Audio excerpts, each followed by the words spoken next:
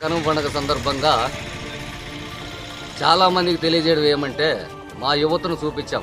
మా యువతకు వయసు అయిపోలేదు, కాకపోతే వాళ్ళు సాఫ్ట్వేర్ ఉద్యోగస్తులు. వధువు కావాలని హైలైట్ చేయాలని ప్రపంచానికి తెలియజేయాలని పెట్టడం జరిగింది. ఎందుకు పెట్టడం జరిగిందంటే ఇది మన ఆంధ్రాలో ఇంత అన్యాయంగా జరిగిపోతుంది. అమాయకులుగా ఉండేవాళ్ళు కూడా నేర్చుకుంటున్నారు. ఈ పెళ్లి కావాలంటే ఒక కారు, ఒక విమానం, ఒక రైలు ఉందా అని అడిగే ప్రయత్నం చేస్తున్నారు. ఇది తప్పు. దయచేసి దీన్ని మానేయండి. ఎందుకురా అంటే మీ ఇంట్లోనూ మా ఇంట్లోనూ మా ప్రతి ఒక్కరింట్లోనూ ఇది అన్యాయం జరుగుతూ ఉంది.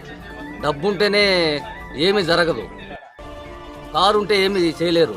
10 మంది కావాలా, 10లో మనం ఉండాలా. దాన్ని దయచేసి అర్థం చేసుకోండి ప్రతి ఒక్క మహిళ కూడా. కారు ఉన్నంత మాత్రాన విమానం ఉంటే ఎత్తుకుని పోలేరు. ఇది మానవత్వంగా ఆలోచించి ప్రతి ఒక్క మహిళ ప్లస్ మొన్న శివాజీ మాట్లాడినాడు కట్టుబొట్టు గురించి, అనసూయ గురించి. ఆ విధంగా అట్లాంటి అలిగేషన్స్ ఆంధ్రాలో రాకుండా కూడా చూసుకుందాం. దయచేసి అర్థం చేసుకోండి.